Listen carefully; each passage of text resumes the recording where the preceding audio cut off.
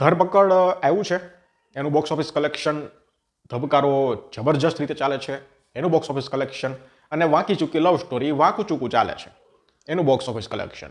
3 box office collection છે.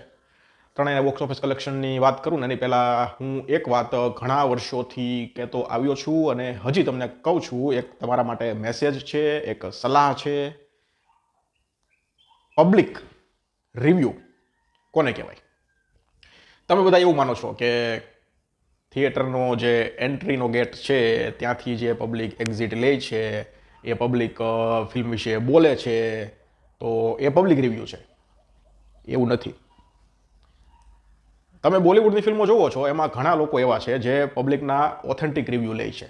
થિયેટરની બહાર, થિયેટરનો જે એક્ઝિટવાળો રસ્તો છે ત્યાંથી, એને પબ્લિક રિવ્યૂ કહેવાય. તમે જ્યાંથી સ્ક્રીનની અંદર જાઓ છો અને એ એન્ટ્રીનો રસ્તો છે, બરોબર, તો એ રસ્તામાંથી જે પબ્લિક બારી આવે છે અને એના રિવ્યૂ તમે જોવો છો ને એ પબ્લિક નથી. એ વાત તમે મગજમાં ઉતારજો. મેં હમણાં એક બેન જોયા ને એટલે મારે આ વાત કરવી પડી. ધબકારોમાં પણ એણે બહુ વખાણ કરી નાખ્યા, જબરજસ્ત, જિંદાબાદ, ફલાણું ઢીકણું અને એના એ બેન પાછા ધરપકડમાં આવ્યા અને એના પણ રિવ્યૂ જબરજસ્ત, જિંદાબાદ, વાહ, ફલાણું. એટલે મારે આ બોલવું પડ્યું કે ભાઈ તમે જેને પબ્લિક સમજો છો ને એ પબ્લિક નથી. પબ્લિકના રિવ્યૂ ઓથેન્ટિક, થિયેટરનો જે એક્ઝિટવાળો દરવાજો હોય ને, એક્ઝિટવાળો, ત્યાંથી પબ્લિકના ઓથેન્ટિક રિવ્યૂ આવે. તો તમે ધ્યાન રાખજો પૈસો બગાડવામાં, ટિકિટ ખર્ચવામાં, બરોબર છે. 3 ફિલ્મોની વાત કરી છે ને આપણે, ધબકારોની વાત કરીએ આપણે. ખૂબ સરસ એવું કલેક્શન ફિલ્મે કર્યું શરૂઆતથી લઈ અને 16 દિવસ સુધી, અને હજુ પણ આ ફિલ્મનું કલેક્શન છે એ આ 2 ફિલ્મો આવી એના કારણે થોડું રફતાર ઓછી થઈ છે ટિકિટમાં, ઓક્યુપન્સીમાં અને એ છેલ્લે કલેક્શનમાં. શનિવારે વેચાણી છે 9,600 ટિકિટ, 449 શો હતા, 13.4% ઓક્યુપન્સી. શનિવાર હતો એટલે, બાકી શુક્રવારની હું તમને કહું તો 7100 ટિકિટ જ વેચાણી હતી અને ત્યાં 10% ઓક્યુપન્સી હતી. શનિવારનું કલેક્શન 20,70,000 રૂપિયા છે ગ્રોસ, અને નેટ છે 17,55,000. તો ટોટલ કલેક્શન તમને કહું તો 6,64,00,000 રૂપિયા ધબકારોનું ગ્રોસ થાય છે 16 દિવસનું, અને નેટ થાય છે 5,50,00,000 રૂપિયા. આ ભારતનું કલેક્શન છે. અહીંયા ઓવરસીસનું કલેક્શનનો રિપોર્ટ મારી પાસે નથી, એટલે ભારતનું કલેક્શન મેં તમને 16 દિવસનું કીધું. અને હજુ આ ફિલ્મ છે રફતાર ધીમી પડી છે પણ બ્રેક નથી લાગ્યો, એટલે ફિલ્મ તો હજી ચાલશે. વાંકી ચૂકી લવ સ્ટોરીનો અંત દેખાય છે. વાંકી ચૂકી લવ સ્ટોરીનો હું તમને કહું ને તો જો આ છેલ્લો જે ગયો મંગળવાર હતો ને ત્યારે ફિલ્મનું કલેક્શન ખૂબ સરસ આવ્યું હતું. ટિકિટો પણ ખૂબ સરસ વેચાણી હતી, કારણ કે કંઈક 92 રૂપિયા ને 180 ને 150 ને એવું કંઈક હોય છે ને, એટલે એના માટે. શનિવારની વાત કરું, 9 દિવસ થયા છે. 9 દિવસ થયા છે છતાં 1 કરોડ સુધી નથી પહોંચી ફિલ્મ. ટિકિટની વાત કરું તો શનિવારે 1853 ટિકિટ વેચાણી છે. શનિવાર હતો એટલે.